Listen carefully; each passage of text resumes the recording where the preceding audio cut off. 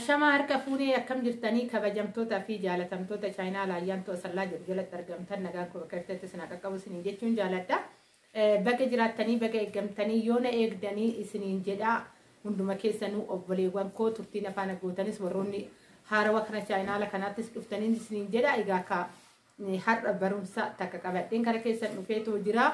Ammas barumsa kana keessattuu ijoollee keessa wantoota baay'ee jireenya isaanii keessan dhufanii na taphachiisan keessaa tokko jabina isiniif ta'a, barumsa isiniif ta'a, abdii isinii ta'a jedhu tokko qabadheen kana keessan dhufeetoo jira. Viidiyoo kana obsaan dhaggeeffadha. Warroonni ganaa jireenya jiraachuuf yaaltanillee wanta baay'ee isin fayyada yaada. Warroonni immoo chaalenjii kana keessa jirtanillee isin fayyada yaada. Please share godhuudhaan hiriyoota keessan biraan gaa barumsi kun isin fayyada. Keessattuu warroonni gola namaa keessa jirru chaalenjii baay'ee qabna. Jireenya keenya keessatti wantoonni abdii nu kutachiisu baay'eetu jira jechuudha. Tokkoon keenya oggaa wal gaafanne shamarran keessattuu mana ormaa keessa hojjennu jireenya wal fakkaataa, haala wal fakkaataa, maatii ta'ee, abbaa manaa ta'ee, obboleessa ta'ee, obboleettii ta'ee wanta wal fakkaataa nurratti ta'a jechuudha. Kun gizee tokko afuura wayiitii nama jechisiisa. Egaa kun cimina keessan isiniif ta'a jedhee kana yaade tokko qabadheen kana keessan isallee maaliin asumaan warroonni Chaayinaa laayyaantoo sallaatti faarawaa taatan gara subscribe godhuun maatii keenya ta'an gaman mana firraa kooti barumsa guyyaa guyyaan asirratti darbu hordofaan isiniin jedha. In qorra xiqqoo oduu xiqimtiin hin ga'in maal akka ta'e emoojii akka xiqimtiitti qorra jechuudha Adaamaa keessa. Kanaafan uffata akkatti dhuffadhee too dhufeen isiniin jechuu jaaladha. Egaa kara yaada koo hoggaan darbee fakkeenya biqiltuu tokkoon qabadhee dhufe jechuudha. Oddoo kiyya keessa biqiltuuwwan adda addaa kan dhaabee jira. Haa ta'u biqiltuuwwan adda addaa dhaabee kana keessatti immoo maaltu jira? Lukkooleetu jira jechuudha. Yeroo tanaan dura lukkoolee nutti argisiisi ijoolleen naan jettan jirtanii. Viidiyoo san hojjedhee akka carraa ta'ee bilbili koo na jalaa guutee remove ta'e jechuudha. Viidiyoo waa'ee lukkuu irratti illee isiniifan hojjedha. Egaa kan lukkuun biqiltuudhaan badii akkamii qabdii kan jedhullee gatii nama gaafata. Lukkuu fi biqiltuun baay'ee wajjin hin deemu, baay'ee aarsaa nama gaafatu. Kana gubbaarratti waan hin jedhuun qaba. Biqiltuu tokkoon qabadhee dhufe achi keessa. Inni illee maalinni yeroo ani bona darbee waa'ee paappayyee irratti hojjedhee amma sanii miti. Waa'ee biqiltuuti miti. Biqiltuu kana qabadhee too dhufuun kiyya waa'ee biqiltuu irraa dubbachuu osoo hin ta'in jireenya keenya keessatti wanta nu mudatee fi biqiltuu kana wal bira qabee waa dubbachuu barbaada. Biqiltoota kana qaaraadha. Qaaraa kana gadan biqiltuu isaatan gad dhangalaasee andaanqoon haatee balleessitee guutuu isaatti balleessitee qaaraa takkatti bichaa biqiltuu jala dhokattee margatti. Biqiltuu jala dhokattee margitee qaaraan kun ol bahee gaafa guddatu biqiltuu wasan biraa kakkaasee kara biraatitti dhadhaaba. Gaafa kana dhugaan isiniin jedha biqiltuun kun dheerinni isaa maal jedhee sitti maa baay'ee tokko dheerate takkattiidha. Biqiltuu takkattii kanaayyuu galgala nagumaan jira ganama hoggaan ka'u biqiltuun kun qaraxxafameetuma jalatti akkuma nama muree kanatti murame hin nyaatamnilleedha lafumatti kan arge jechuudha. Qaara maaliif kana dubbatte jechuu dandeessan obsaan dhaggeeffadha. Jireenya keenyarraa dubbachuu barbaada. Yeroo baay'ee wanti nuyi ol kaanee guddanne gaafa jennu nu muree waan nu darbe isaanitti fakkaata. Garuu nuti cimina yoo qabaanne nama abdii qabu hoggaa qabaanne nuti akka qaaraa kanaatti firee baay'ee baafanna. Qaaraa kana akka argaa jirtan ofumaaf mukumti irraa gommodame sun margee muka 4 baafanna. Mukni 4 kun guutumaan guututti hundee isaa jala jalqabee haga mataa gubbaarraa qaaraa bichaa naqate. Dhugaan isiniin jedha jechuudha. Waanan baay'ee dinqisiifadheefa qaara waan guddaa ta'eeti miti. Jireenya koo tallaale.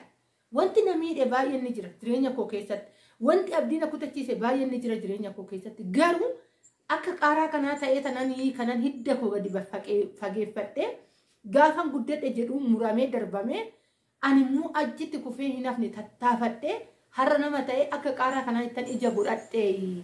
Egaa qaaraan gubduudhaa maaliif akkana jettee jechuu dandeessa? Firee achirra jiru. Biqiltuu achirratti tokkichi sun hidda 4 muka 4 baafatee mukni 4 sun hundee isaatti jalqabee muka isaa jirmii jalaatti jalqabee haga fiixee gubbaarra maal naqate waan nyaatamu naqate qaaraa naqate. Dhugaan isin jedhe ijoollee waa hubattan jireenya kana keessatti abdii warri kutattan maatiin isin harkaa birrii fixee guddanne jettanii gaafa isin qarshii haga kana qabna mana ijaarrachuuf akkana godhannaa jettanii nama taane gaafa ittanii waan dhaabbatan itti fakkaate muranii waan isin darban isaanitti fakkaate isin yoo bakka sanitti bakka isaan isin kuffisan sanitti isaan eeguu baattanii akka biqiltuu kanaa taatan.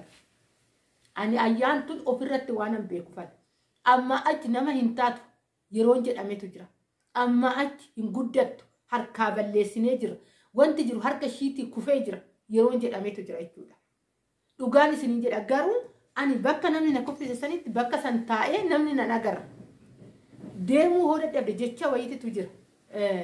Oggaa dandeesse fiigii jedha. Oggaa dadhabde suksuk jedhii jedhama.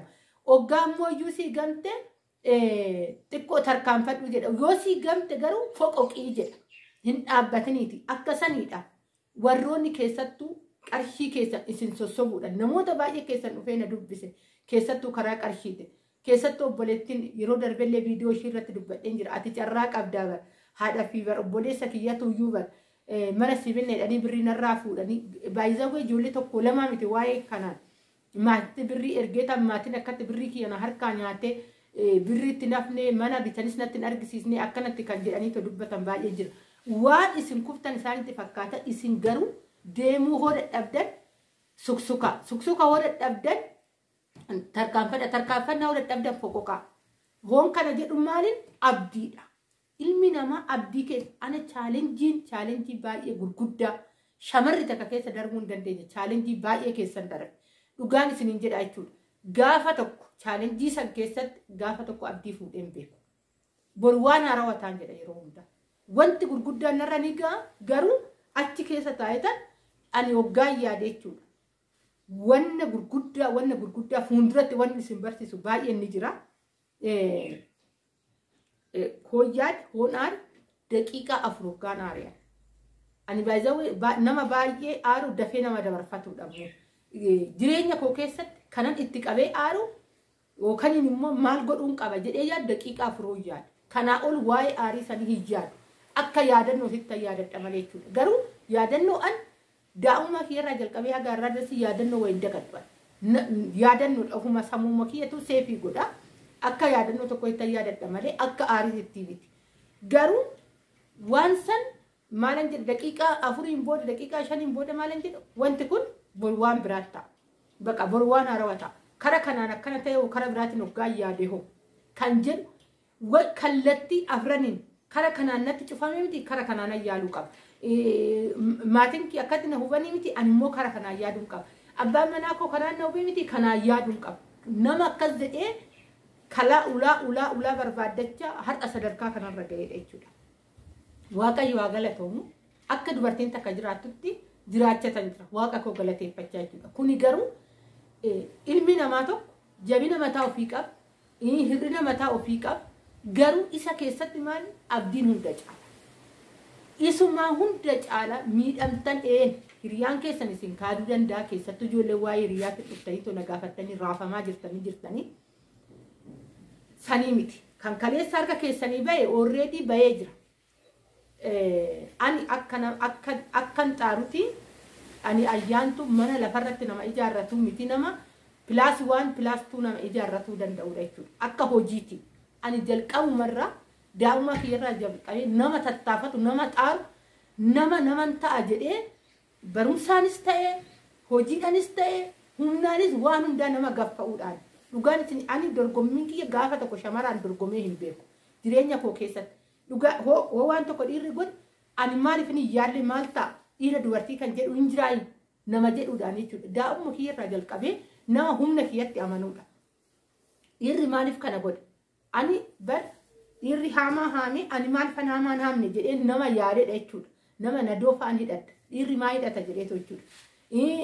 Barumsa irratti illee amma gisee shamarran osoo hin ta'in ani maal irraatan xiyyeeffadha warra dhiirata irraatan xiyyeeffadha.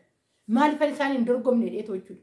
Ani dorgommiin kiyya baay'ee bakka hin beekuudhaan akkan dorgomuun akkan wanni jedhu wanti baay'een akka amma qaaraa kana fakkeenya fudhadhe kanatti namura. Nan tattaafadhaa nan darban jedhaa namuraa na darbaa namuraa nan darbaa garuu abdii achi keessatti abdii kituu guyyaa kanaan nagaye. Dhugaan isiniin jedha isin har'a bakka guddaa ga'ee hiriyoonni tola biraa mana kanaa ijaarratanii makiinaa bitatanii akkas ta'anii ani immoo maatiin koo kan na godhe abbaan manaa koo akkatti balleesse xaaree sana abbaa manaa kootiin addaa fudhadha akkas ta'a waan keessa darbitu keessa darbe wanta karaan ani keessa darbe ati keessa darbuu hin dandeessu. Inni guddaan maaliin wanta kee taate hundarrattuu abdiidha. Abdii qabaatte taanaan haga feete ta'e bakka kufte sanii yoo sii gamte foqoqii galma keessanii numa geessa. Ofirratti ilaalee biqiltuu kana fakkeenyaaf fudhadhu malee anayyaan tosallaa akka biqiltuu karaa nama ta'eedha jechuudha. Ijoolleen baay'een dhuftanii too keessa na dubbistan viidiyoo kanarra gizee dhageessan abdii baay'ee horattan fakkeenyi kun waan baay'ee isiniif taa'ee tayyaadha. Dhugaan isiniin jedha eenyumaa wayyaa kana dhoksaa banii namoonni baay'een chaalenjii baay'ee keessa darbanii har'a abbaa makiinaa ta'anii abbaa mana gurguddaa ta'anii abbaa beekamtii baay'ee kan ta'an chaalenjii baay'ee keessa erga darbanii. Kanaafiyyuu chaalenjii sitti dhufe sibichaa sitti fakkaatin ati waan carraa dhabdee sitti fakkaatin chaalenjii kana keessa kan darbite maatiin kee kan si miidhe ati nama carraan qabdu taatetii miti abbaan manaa kee si miidhe ati nama carraan qabne taatetii miti waan keessa darbuu qabduuf keessa darbite. Kanaafiyyuu waan keessa darbitu san abdiitti fuudhuu osoo hin ta'in abdiitti horadhu. Abdiin immoo nama ni jiraachisa abdiin nama ni dabarsisniin jechuun jaaladha. Egaa ka viidiyoo kiyya isinitti dheeressuu viidiyoon koo guyyaa har'aa kana fakkaata irraa barattan jedheen abdii qaba. Viidiyoo kana warri jaalattan saanduqa komentii jalatti yaada keessan naa barreessaa. Ammas immoo waan irratti nu hojjedhu jettan yaada keessan sa'a 24 saanduqni komentii kiyyaa banaadha. Baay'een isin jaaladha baay'een isin kabaja bakka irratti nagaa naa ta'a. Baay'ee.